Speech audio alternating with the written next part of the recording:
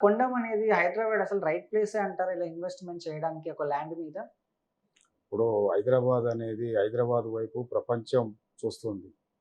తర్వాత మన ఇండియాలోనైతే సౌత్ ఇండియాలో ది బెస్ట్ ప్లేస్. హ్మ్. మనకు ఇక్కడ తెలుగువారందరూ మనం ఏ దేశం చూసినా దాదాపు ఒక 150 దేశాల్లో మనవారే ఎక్కువుంటారు. హ్మ్. తెలుగువారు ఏ దేశంలోనైనా బతకగలుగుతారు. అవును. కాబట్టి ఖచ్చితంగా అక్కడ సంపాదించిన వాళ్ళు ఖచ్చితంగా ఫస్ట్ ఇన్వెస్ట్‌మెంట్ అనేది వాళ్ళు ఏ ప్రాంతానికి చెందిన వారైనా వాళ్ళు జిల్లాల్లో ఇన్వెస్ట్ చేయలేరు. ఖచ్చితంగా రైట్ ఇన్వెస్ట్‌మెంట్ అనేది హైదరాబాదే. హ్మ్. కాబట్టి ఖచ్చితంగా ఎన్ఆర్ఐల ఇన్వెస్ట్‌మెంట్ అంతా కూడా అది హైదరాబాద్‌లోనే ఉంటది. అండ్ చాలా కార్పొరేట్ కంపెనీస్ అన్నీ ఇప్పుడు హైదరాబాద్ వైపు చూస్తున్నాయి.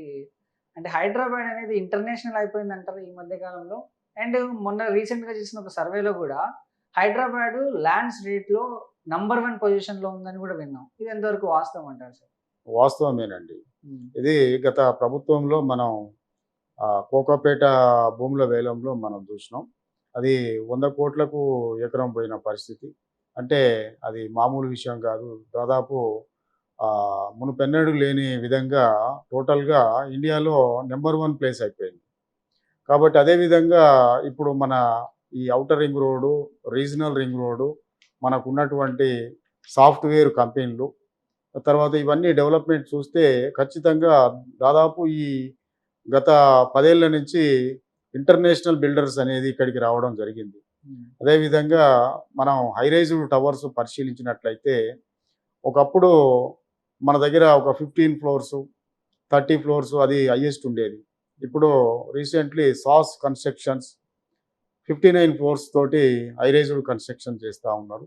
తర్వాత దాన్ని మించి ఇంకా ఒక 4, 5 ఇంటర్నేషనల్ కంపెనీలు గూడా ఇక్కడ హైదరాబాద్‌లో కన్‌స్ట్రక్షన్ చేస్తున్నాయి.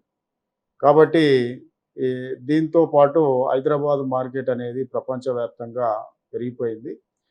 ఖచ్చితంగా మరి ప్రపంచ స్థాయిలో ఉన్నప్పుడు వరల్డ్ వైడ్‌గా ఫోర్త్ ప్లేస్‌లో ఉన్నది. రాపిడ్ గ్రోత్ ఉన్నటువంటి మెట్రోపాలిటన్ సిటీస్‌లో.